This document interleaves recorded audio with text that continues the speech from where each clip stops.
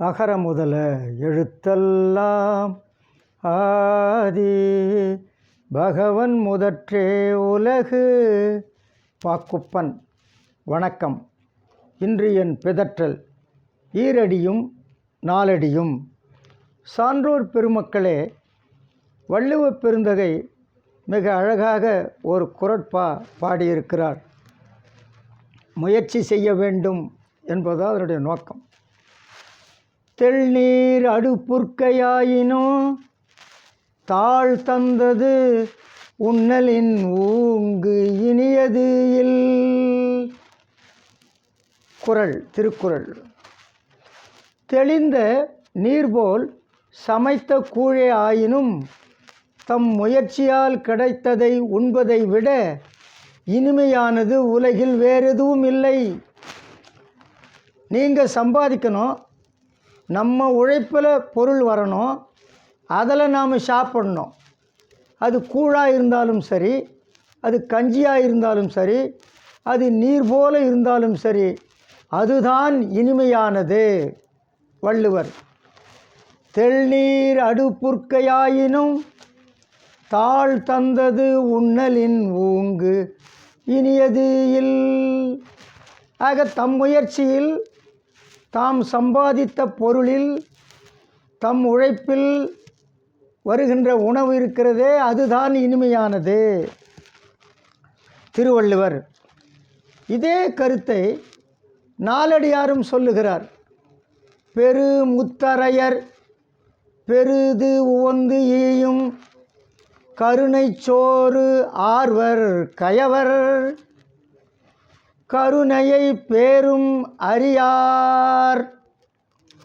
கருணையை பேரும் அறியார் நனி விரும்பு தாளாண்மை நீரும் அமிழ்தாய்விடும்.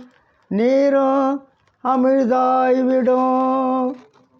முயற்சியற்ற கீழோர்கள் கயவர்ன்றார். அவங்கள முயற்சி இல்லாதவர்கள் கயவராம். முயற்சியற்ற கீழோர்கள் பெரு முத்தரையர் என்று சிறப்பிக்கப்படுகின்ற செல்வர்கள் மகிழ்ந்து கொடுக்கின்ற கரிகளோடு கூடிய உணவை மகிழ்ந்து உண்பர். இன்னொருத்தன் கொடுக்கறத ரொம்ப மகிழ்ச்சியாக சாப்பிடுவானா, அவன் கீழானவன். யார் அவன்? முயற்சி இல்லாதவன். ஆனால் அந்த கரிகளின் பேரையும் அறியாத மேலோர் முயற்சி செய்பவர்.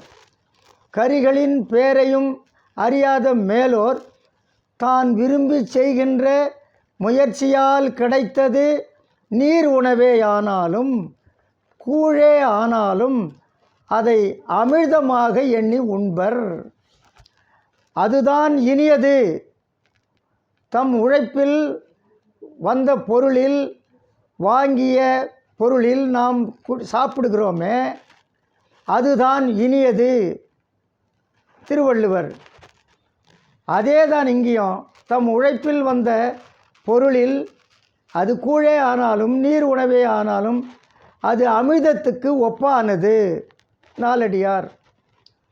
ஆக கீழானவர்கள் பிறர் கொடுக்கின்றத மகிழ்ந்து உண்பர், அது சரியில்லை. ஆனால் மேலான முயற்சி இல்லாதவர்கள், கீழானவர்னா அங்கே முயற்சி இல்லாதவர். முயற்சி உடையவர்கள் தாம் விரும்பி செய்த முயற்சியால் வருவது கிடைத்தது நீர் உணவே ஆனாலும் கூழே ஆனாலும் அதை அமுதமாக எண்ணி உண்பர். ஆக சான்றோர் பெருமக்களே, அந்த ஈரடியும் நாலடியும் திருவள்ளுவரும் நாலடியாரும் இதைத்தான் சொல்லுகிறார்கள். தம் முயற்சியால் வருகின்ற பணத்தில் நாம் சாப்பிட வேண்டும். அது கஞ்சியாக இருந்தாலும் சரி, கூழாக இருந்தாலும் சரி, நீர் போல் இருந்தாலும் சரி. பிறர் பணத்தில் சாப்பிடுகின்ற உண்கின்ற பால் பாயாசத்தை விட தம் பணத்தில் உண்கின்ற கஞ்சி மேலானது, இனிமையானது, அது அமுதத்திற்கு ஒப்பானது. ஆக நாம் சம்பாதிக்கணும், அதில் வர்ற பணத்தில் நாம் சாப்பிட்ணும். அது கூழாக இருந்தாலும் அதுதான் இனிமையானது, அதுதான் அமுதத்திற்கு ஒப்பானது. திருவள்ளுவரும் நாலடியாரும் இதைத்தான் சொல்லுகிறார்கள். சான்றோர் பெருமக்களே, நாம் உழைப்போமா? நம் பணத்தில் நாம் சாப்பிடுவோமா? ஒரு பெண் சொன்னால், என் கணவன் எப்பவுமே 3 வேளையும் பழைய சோறு தான் சாப்பிட்றாருன்னு சொன்னான். அவங்க கோடீஸ்வரர், பெரும் பணக்காரர். என் கணவர் எப்பொழுதும் பழைய சோறு தான் 3 வேளையும் சாப்பிட்றாரு. அவன் சொன்னான், சுட சுட தானே சாப்பிட்றேன், நீ தானே சமைச்சு போடுற. சோறு சூடாக இருந்தால் அது சுடு சோறுன்னு ஆகிடாது. நீங்கள் சம்பாதிச்ச பணத்திலேயே சாப்பிட்றீங்க, உங்கள் அப்பா சம்பாதிச்ச பணத்தில் தானே சாப்பிட்றீங்க, அது பழைய சோறு தானேன்னு சொன்னான். நன்றி, வணக்கம்.